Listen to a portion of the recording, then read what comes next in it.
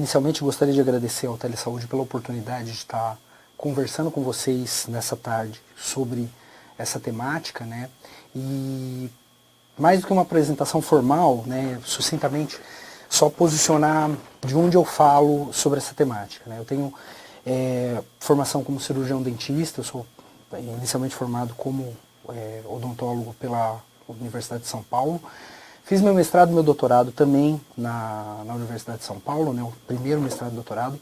E enquanto clínico eu sempre tive algumas questões e algumas demandas vinculadas à população LGBTI+, mas, de todo modo, a minha formação não garantiu que eu entendesse esse fenômeno, né? E, em função disso, eu acabei fazendo uma segunda graduação, um segundo mestrado, um segundo doutorado dentro da sociologia para entender os aspectos sociológicos sobre essa temática, né, tão presente na sociedade contemporânea e que, com toda certeza, impacta diretamente em como os serviços de saúde são prestados a essa população específica, né. Particularmente, a minha formação dentro das teorias sociais, da sociologia, ela não me garantiu um diálogo, assim como na saúde também eu não tive esse diálogo, em relação às demandas específicas e clínicas dessa nossa população que, estando aparente ou não, procura e recorre aos serviços de saúde.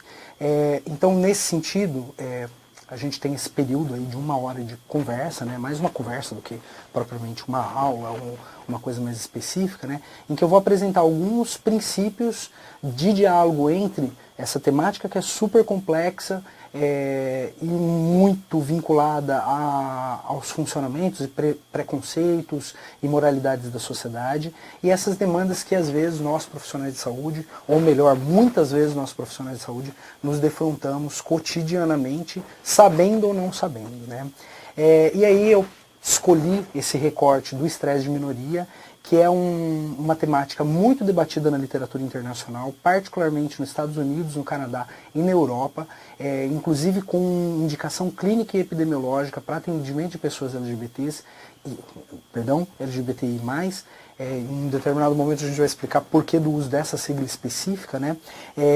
E que, no entanto, aqui no Brasil a gente ainda tem uma longa caminhada para começar a debater especificidades dentro da nossa realidade, mas que com toda certeza nós já temos alguns caminhos para estar pensando nisso, né? E a abordagem sempre, no caso dessa conversa nossa hoje, em relação à atenção primária em saúde, né? Então a primeira questão é uma revisão básica e rápida desses conceitos, né? Porque uma das coisas, tem alguns preconceitos que às vezes as pessoas, particularmente profissionais de saúde, não percebem que eles operam em relação à população LGBTI+, e que são preconceitos que, se filtrados ou minimizados, fazem toda a diferença em relação ao atendimento.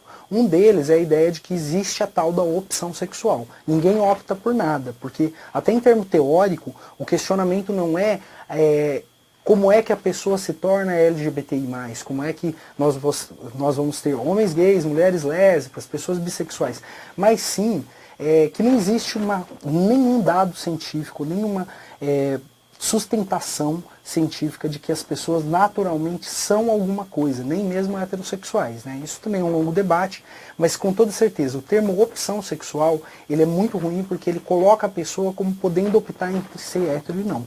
E na verdade o que nós temos é uma realidade em que você tem a identidade de gênero, que é como a pessoa se expressa, como ela se percebe, como ela é no mundo. Então é uma coisa muito mais subjetiva e que tem a ver dessa relação entre o ser humano e a sociedade que ele está, famílias, instituições. Nós temos a orientação sexual, que é para onde o desejo das pessoas está direcionado. Então, se eu sou um homem e tenho desejo por outros homens, a minha orientação, a minha libido, a minha sexualidade se dirige para alguém que é como eu. Então aí os homossexuais. Se dirige para pessoas de outro gênero, então um homem que tem desejo por mulheres, nós temos uma pessoa heterossexual, no sentido de diferença.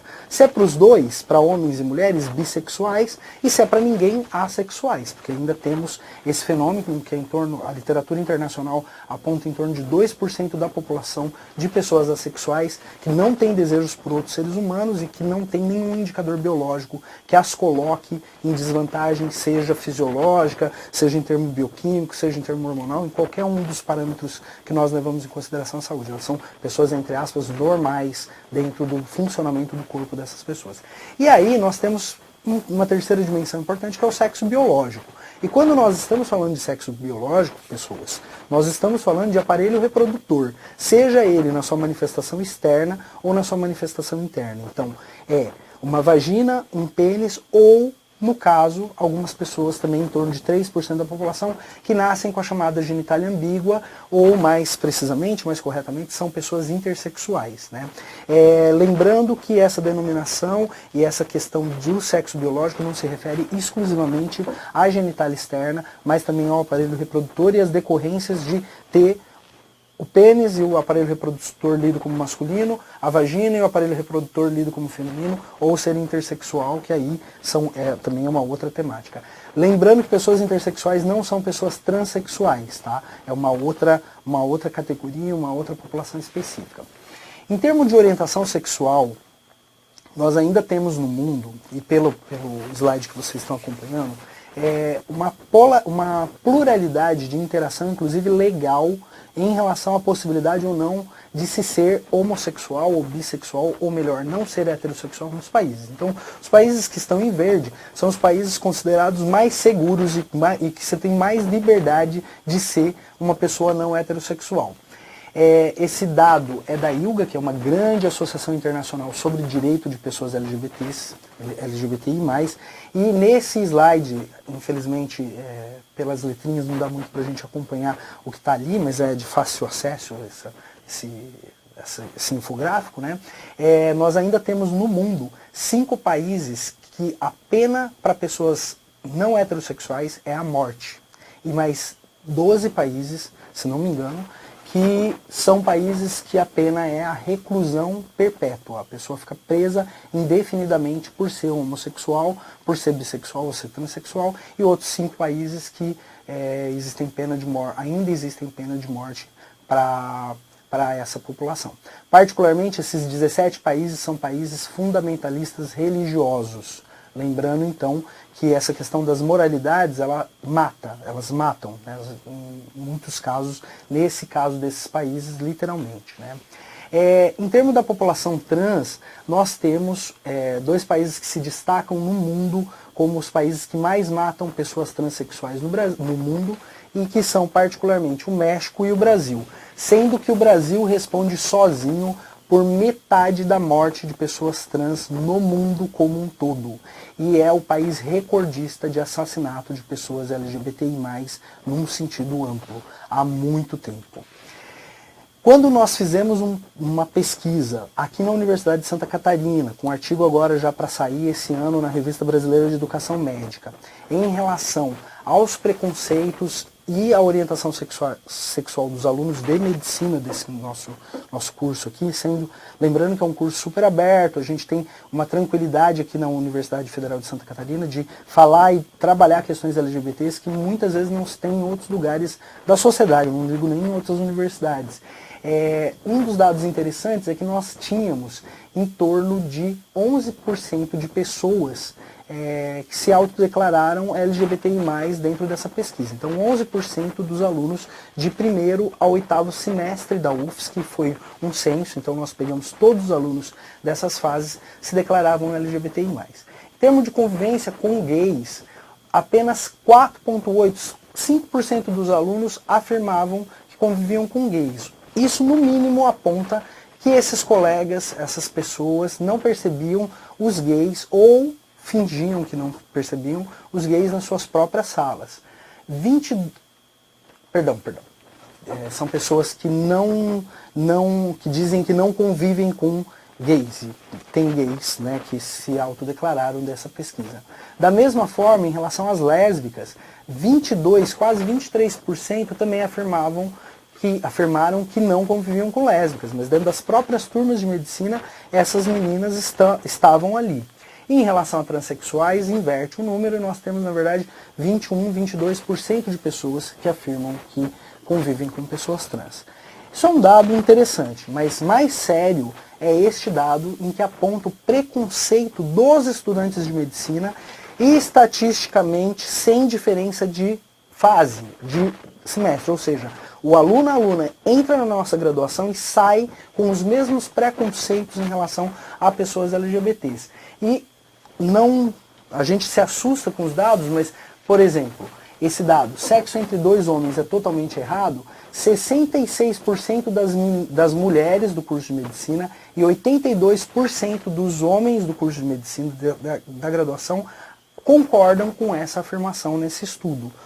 Pensando, pessoas queridas, que esses são os médicos e as médicas que atenderão pessoas LGBTs como eu, porque eu sou um gay, dentro dos serviços de saúde. Então, se a gente vai olhando os outros dados, né, então, por exemplo, eu acho que as mulheres lésbicas são nojentas, né? 79% das mulheres estudantes de medicina e 92% dos homens estudantes de medicina, além dos outros dados que estão expostos aí na tabela e que estão nesse artigo também, caso assim que ele for publicado, né, a gente vai divulgar para que todo mundo tenha acesso ao componente total do que nós encontramos. Lembrando que se esses alunos entram na primeira fase, no primeiro semestre, e estão na oitava fase e têm dados semelhantes, os cursos de saúde, porque os dados se referem à medicina, mas eu não acho que eles sejam tão diferentes nas outras formações de saúde. Ao ponto que num outro estudo nosso, nós levantamos as moralidades sobre pessoas LGBTs que circulam na cabeça, na mente, na ação dos profissionais de saúde na atenção primária, nesse caso no nosso município aqui em Florianópolis. E nós levantamos que a moral religiosa ainda é muito forte, mesmo para profissionais que não se declaram religiosos, uma moral heterônima no sentido de que, isso são termos da bioética, né, mas que existem aspectos não naturais e não esperados quando uma pessoa LGBT se apresenta no serviço. Então são profissionais que até não têm a moral religiosa, mas acham que é errado porque acham que há algo não natural nas pessoas LGBTI+. E pessoas que pensam que é uma questão de autonomia, mas é a minoria, né? Se a gente pensa nessas mesmas concepções, os enfoques sobre a vida das pessoas LGBTI+, para esses profissionais se dá em 4 perspectivas. Uma, questão de concepções morais. Então, os profissionais julgam automaticamente as pessoas LGBTI+. Comportamento sexual, como se as pessoas LGBTI+, fossem simplesmente o sexo que elas fazem, simplesmente no parâmetro da orientação sexual, e isso reforça a ideia de que a gente tem muitos estudos, inclusive não vou referir a eles porque eu acho que já tem muita coisa mesmo, e até um estigma, se referindo às infecções sexualmente transmissíveis, às ISTs, como se o único problema de saúde da população LGBTI+, fosse a questão de IST. Há características pessoais, então assim, é coisa de cada um, é uma concepção um pouco melhor, mas mesmo assim, e os preconceitos, e as relações sociais, e tudo que faz com que uma pessoa LGBTI+, não consiga ter os mesmos direitos ou a mesma vida que uma pessoa heterossexual nessa sociedade. Então, claro, é uma característica pessoal, mas que interfere com toda certeza na trajetória de vida e, como a gente já vai ver daqui a pouco, provoca o chamado estresse de minoria. E por fim, essa quarta percepção, que é uma percepção que existem vivências diferenciadas, porque essas pessoas têm, nós, na verdade, LGBTI+, temos uma trajetória de vida diferenciada pelos preconceitos, né? Esse é um dado rápido que é da minha tese de livre docência. Eu sou livre docente em saúde sexual e reprodutiva pela Faculdade de Saúde Pública da USP. E na minha tese eu defendo algumas questões. Uma importante, sinteticamente, peço que vocês observem a parte da coluna mais à direita aqui, onde está escrito internet. O grande resultado da minha pesquisa na literatura aponta que, como os profissionais de saúde não provêm cuidados adequados, como eles, na verdade, não dão informações adequadas e muitas vezes eles se constituem uma barreira para o acesso de nós LGBTI+, aos serviços de saúde, as pessoas LGBTI+, procuram tudo na internet. Os remédios que elas precisam, as informações que elas precisam, os cuidados que elas precisam, e a gente sabe, como profissional de saúde, que a internet tem coisas maravilhosas, mas ao mesmo tempo ela é leiga. Ela é feita por leigos, por blogueiros, por pessoas não técnicas com dados não técnicos. Então a nossa negligência enquanto serviço de saúde, principalmente na atenção primária, leva as pessoas LGBTI+, a recorrerem a esse recurso, e aí Queridas e queridos, nós estamos falando da literatura internacional, não tem diferença por país, tá? Isso aí é o grande achado, que eu não acho que é um achado tão grande assim, mas para nós notarmos como é que não abordando a possibilidade das pessoas serem LGBTI+, na atenção primária e nos outros níveis de atenção, nós acabamos promovendo iatrogenias ou possibilidades de grandes problemas para as pessoas, porque elas acabam vivendo de todo modo. E aí a gente entra no núcleo central dessa conversa nossa de hoje, que é o estresse de minoria, né? O minority stress.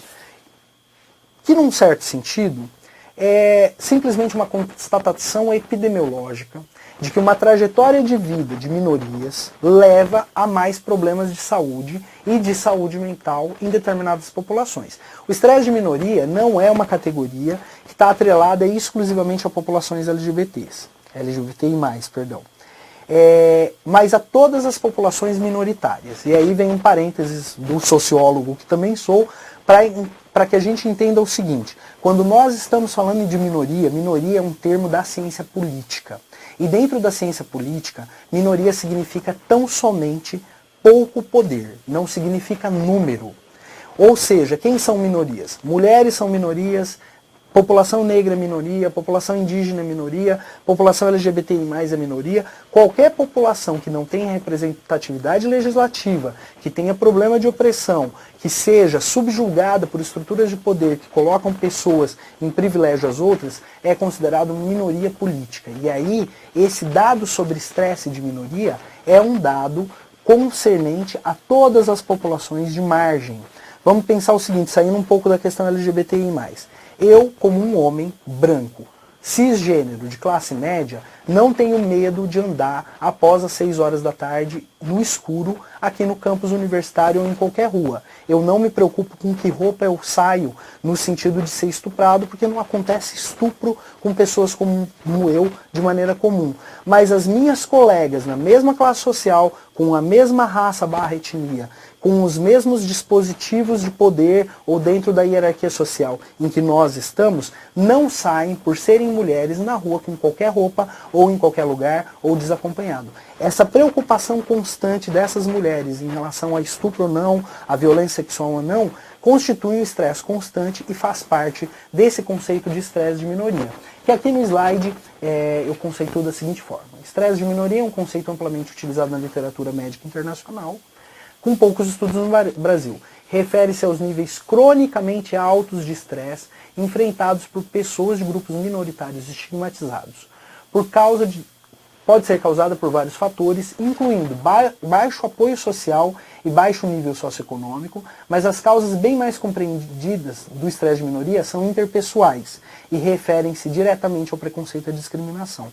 Quando a gente fala de questão socioeconômica, é aquela tal história. Por exemplo, quando uma pessoa se assume como transexual ou numa determinada família ela se assume como gay ou como lésbica, muitas vezes as próprias famílias excluem essas pessoas do convívio e fazem com que elas despenquem na questão de estratificação social e se tornem vulneráveis socioeconomicamente. Então, isso também entra, assim como o medo de que isso aconteça ou das represálias que a sociedade pode gerar, ou a pessoa pode sofrer em sociedade. Esse é um gráfico interessante, né? Eu não vou entrar em todos os aspectos, mas só para a gente lembrar que acesso, oportunidade e recurso, ele é um privilégio numa sociedade como nossa. A gente tem no Brasil mais de 60% das pessoas abaixo da linha da pobreza e nós temos um grupo muito específico de pessoas que está abaixo da linha da miséria.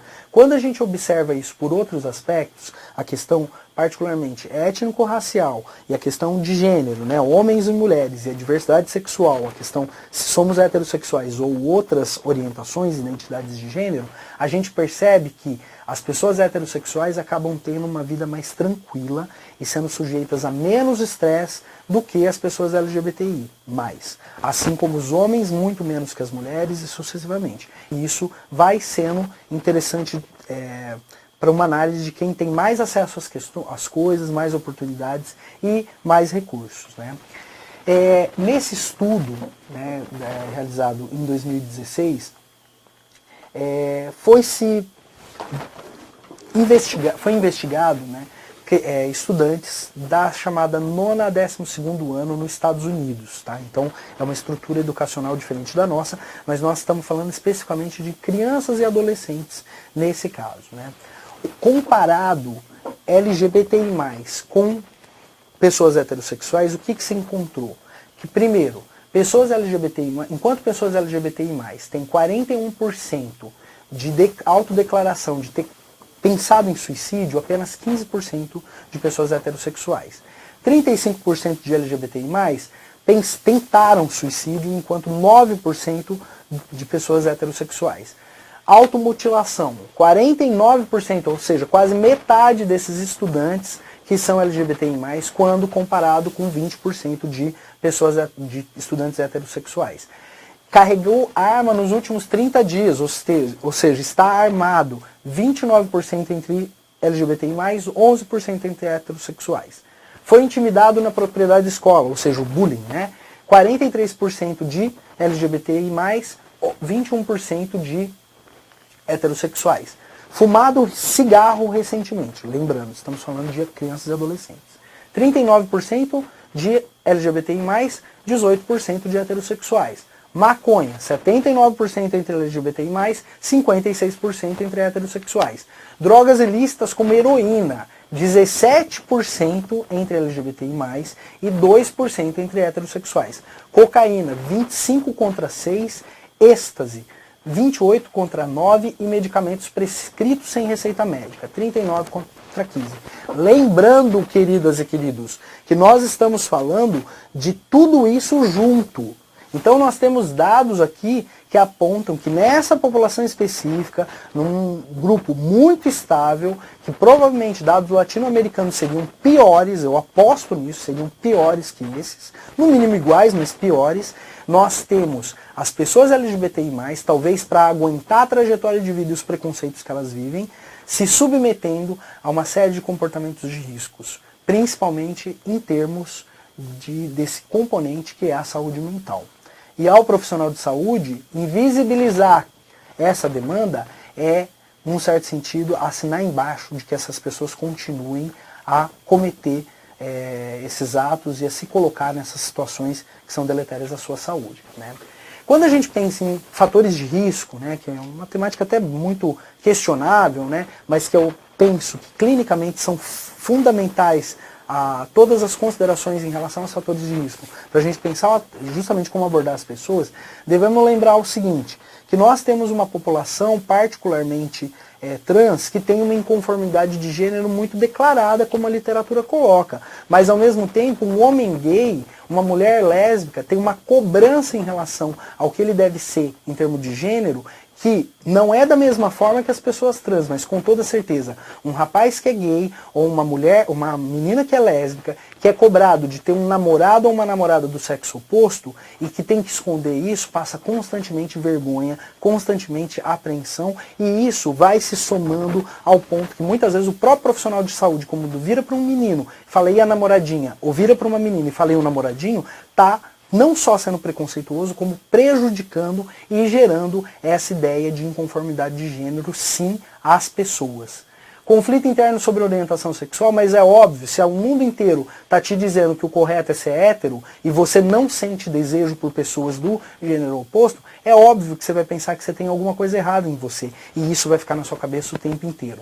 Sair mais cedo de casa. Óbvio, se a família é uma estrutura que não me aceita, como é que eu vou ficar tranquilamente dentro da família? Quanto mais cedo eu sair, mais cedo eu tenho uma impressão e efetivamente eu vou poder viver melhor a minha vida. Baixa conectividade familiar, porque claro, toda vez que a pessoa LGBTI volta para sua casa, se ela não é considerada enquanto pessoa LGBTI+, as famílias não vão se conectar e as pessoas não vão querer muitas vezes, até para não criar problema na família, que colocar sua situação de orientação sexual e identidade de gênero. Falta de cuidado com o adulto, no sentido de que essas pessoas passam por trajetórias e muitas vezes quando elas chegam na vida adulta, elas têm menos cuidado de si em termos de saúde do que as pessoas heterossexuais.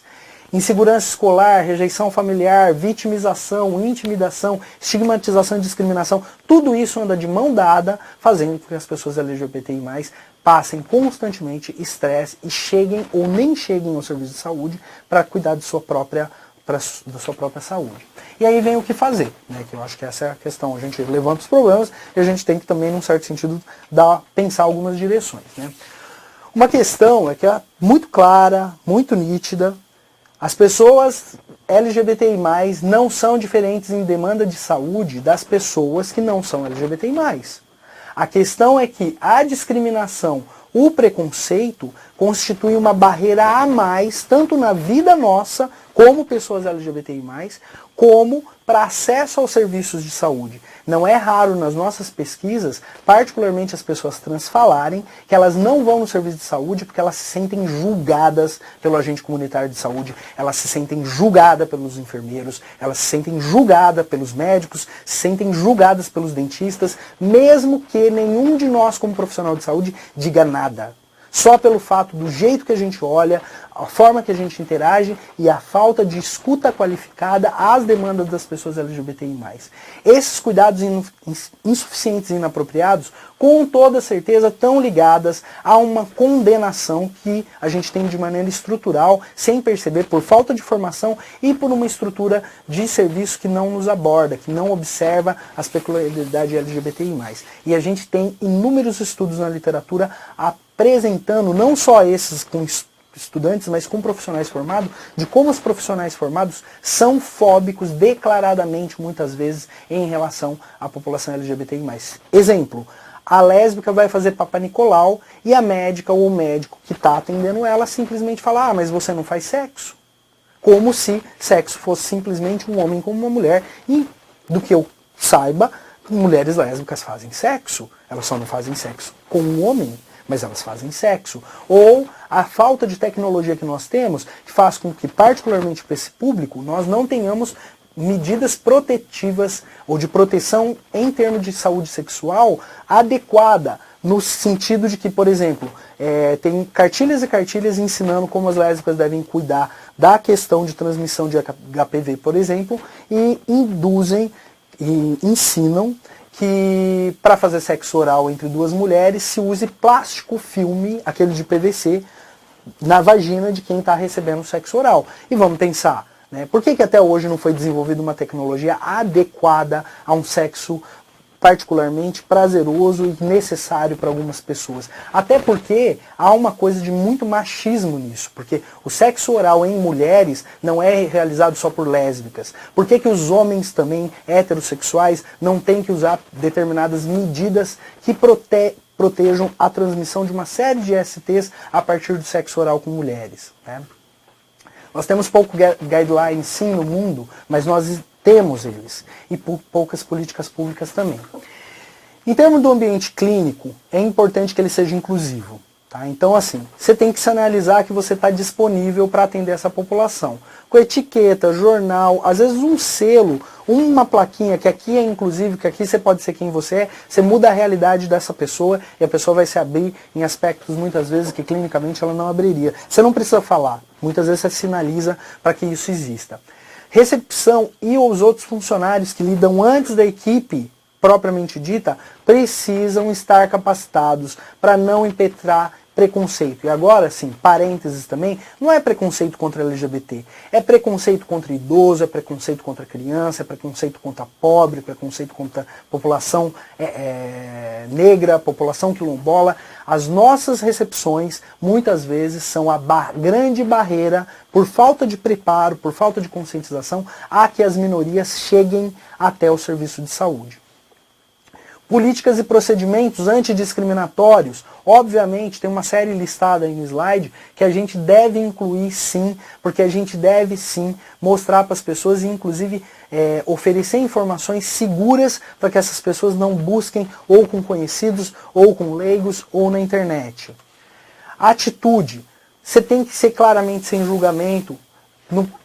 A questão é assim, por que ninguém pergunta qual é a identidade de gênero ou orientação sexual de todos os pacientes e todas as pacientes. Se isso fosse perguntado sistematicamente no serviço, não teria constrangimento nenhum para perguntar para uma pessoa LGBT e ela poder declarar, porque muitos de nós LGBTI+, mentimos, mas não porque nós mentimos, nós simplesmente não reportamos, às vezes por vergonha, porque o profissional não pergunta, se não me pergunta qual é a orientação, eu simplesmente não vou relatar. E aí, nesse sentido, é um procedimento muito simples de que você simplesmente pode incluir na sua anamnese, ou incluir na sua ficha, mesmo que isso não seja tão oficial assim, mas de uma certa forma perguntar para todas as pessoas, e aquelas que são heterossexuais vão afirmar-se como heterossexuais. A questão de atitude negativa, se moralmente isso te fere, eu entendo, é um respeito, e isso legalmente todos e todas nós estamos cobertos, inclusive pela legislação, para que sejamos quem nós somos. Mas enquanto agentes do Estado, enquanto profissionais da saúde, nós não podemos jogar os nossos preconceitos em cima das pessoas e as nossas atitudes negativas em cima de qualquer população, que dirá especificamente nessa. A questão de desafiar a atitude negativa dos colegas, então piadinhas, coisas que são feitas no serviço, atitudes preconceituosas na equipe, muitas vezes a gente pode ser o agente de mudança colocando isso para que todo mundo comece a ressignificar suas próprias atitudes. Confidencialidade assegurada, isso é uma questão não só clínica, mas é legal. Nenhum dado de pessoas pode ser compartilhado, muito menos em comentários. Não é só a questão do dado físico ou a foto. A gente não pode realmente discutir casos, a não ser que seja discussão de equipe.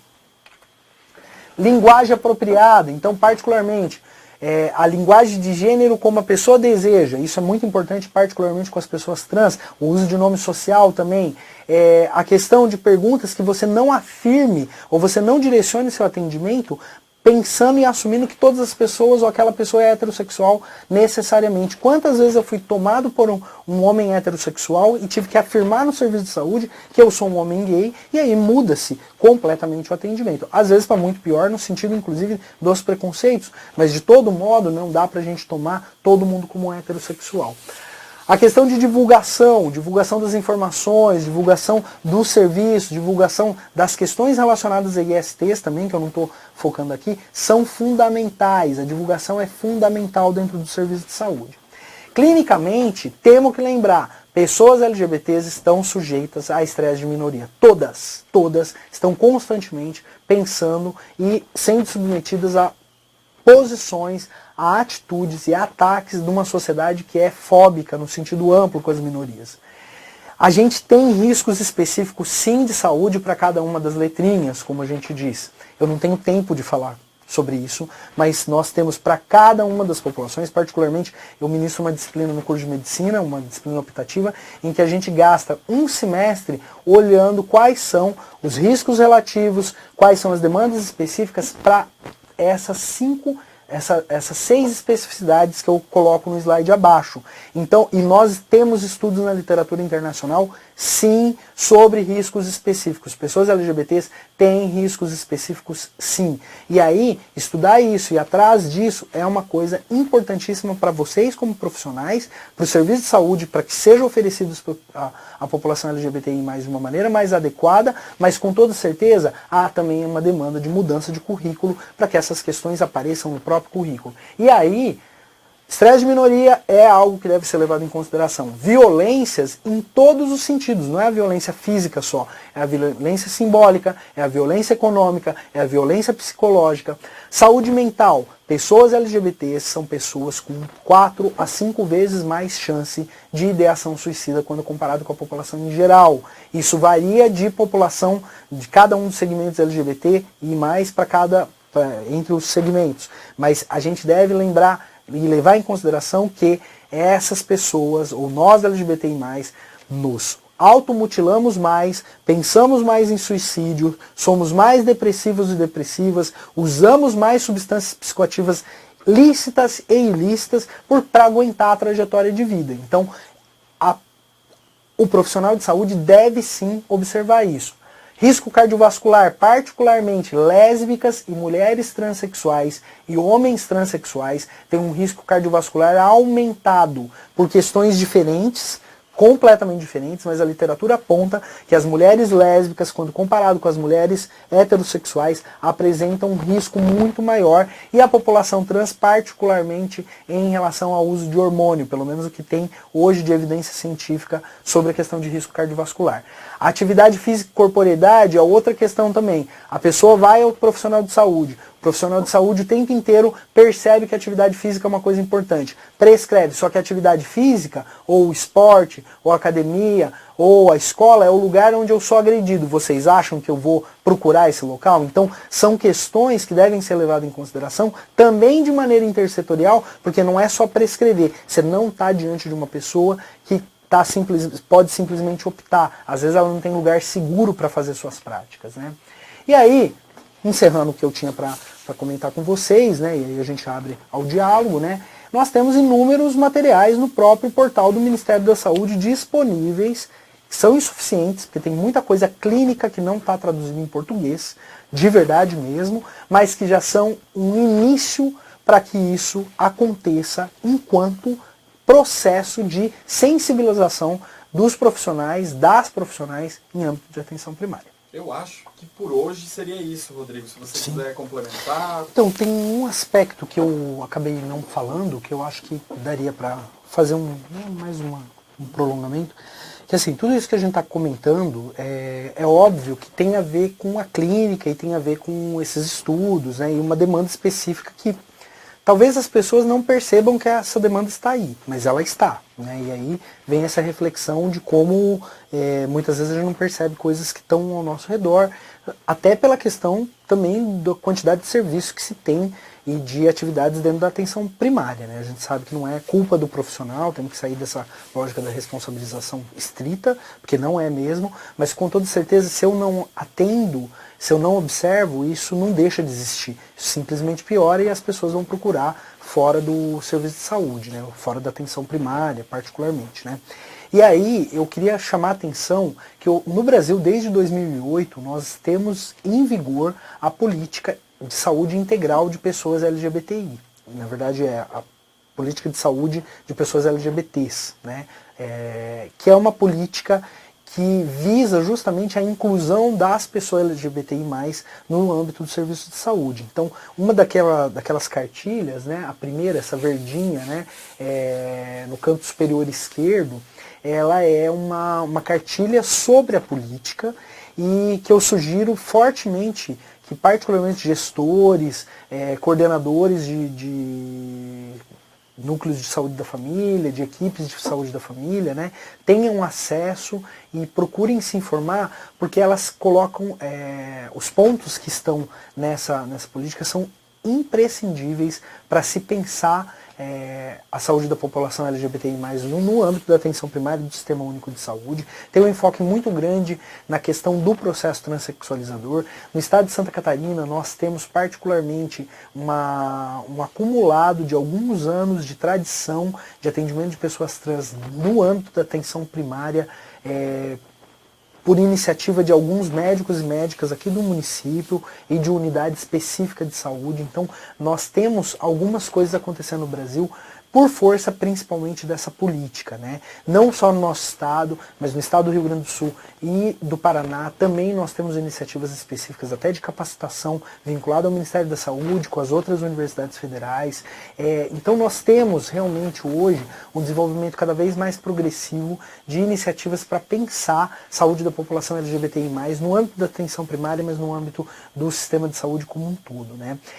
Particularmente aqui na UFSC, o nosso núcleo de pesquisa trabalha especificamente com essa temática, né? Então também por isso que eu estou aqui conversando com vocês, e acho que é interessante que particularmente essas demandas comecem a aparecer no telesaúde, em outros âmbitos, para que justamente a gente comece a problematizar de uma maneira a justamente que as pessoas tenham seu direito à saúde assegurado como a Constituição nos garante, né? Cidadãos e cidadãs, né? Então queria só ressaltar isso, né, talvez finalizando, porque é um aspecto que eu não abordei na palestra, né, mas que é importante a gente lembrar. Fazer essas coisas é muito mais do que só atender clinicamente ou aquilo que a gente acredita como um atendimento melhor, mas sim direito, é sim cidadania, é sim aquilo que o sistema de saúde deve realmente se dedicar ao atendimento das pessoas, independente de gênero, independente de orientação sexual, independente de origem étnico-racial, religião, classe social, né? O Sistema Único de Saúde é uma das preciosidades da cidadania brasileira, é um valor e é uma instituição que a gente deve batalhar, e batalhar no sentido político para manutenção, mas também batalhar no sentido de fazer com que ele aconteça, porque se ele acontecer de maneira eficiente e eficaz, é muito difícil derrubá-lo. E eu tenho certeza que quem está na atenção primária tem essa verve, tem esse sentido, e queria de novo agradecer a oportunidade de estar falando com vocês mais uma vez.